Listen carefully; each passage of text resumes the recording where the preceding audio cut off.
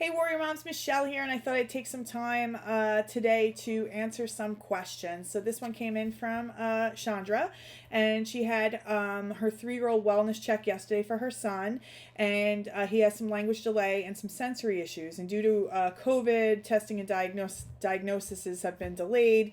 And yesterday was their checkup and it was with the pediatrician, and the pediatrician was telling her that she's not concerned about autism due to his good eye contact and his interaction with others, and that she was looking more that this could be a sensory development delay, and she wants her to start speech therapy and wait on an autism check.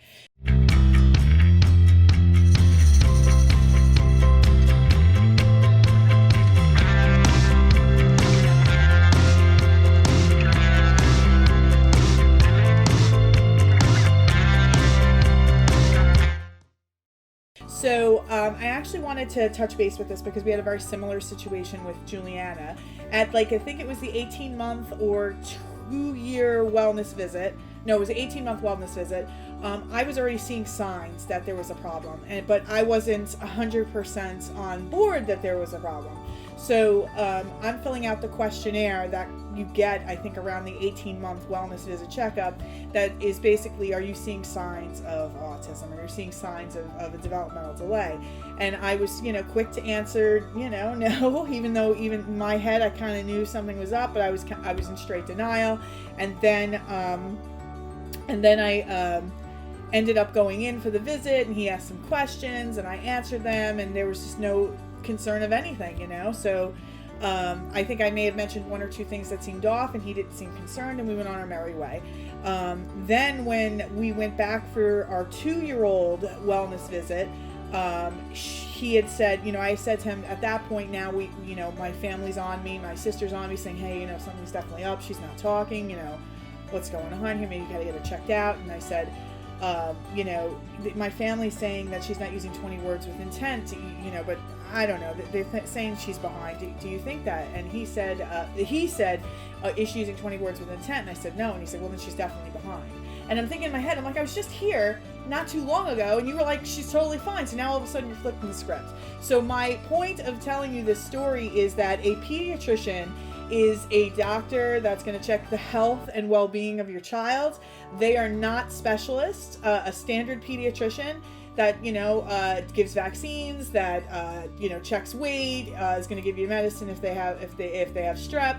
That's a lot different than maybe, say, a therapist, a BCBA, a psychotherapist who can diagnose a child on the spectrum, and even a neurologist or a developmental pediatrician.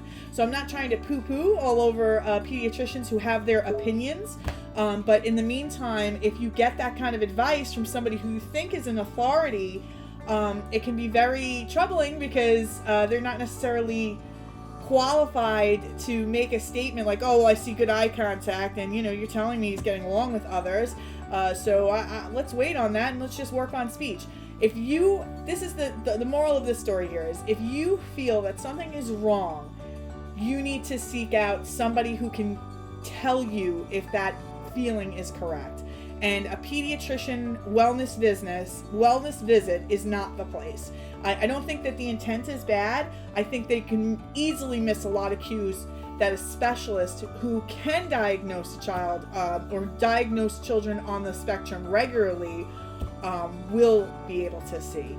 And if your child's kind of on the line, which it sounds like, it could go either way, they're never going to give you a diagnosis. They're never going to tell you straight up that they think it's autism. They're always going to go the other way. So we need to the reason why I'm pushing back on this a little bit is because we can't lose time with this, and we can't lose precious time with it. So I know that I think you're still looking, or there are some delays. I would be seeking out, contacting as many people as possible, developmental pediatricians, neurologists, psychologists, whoever is equipped and experienced to diagnose autism, and make a gazillion appointments until one of them actually comes through quicker, sooner rather than later.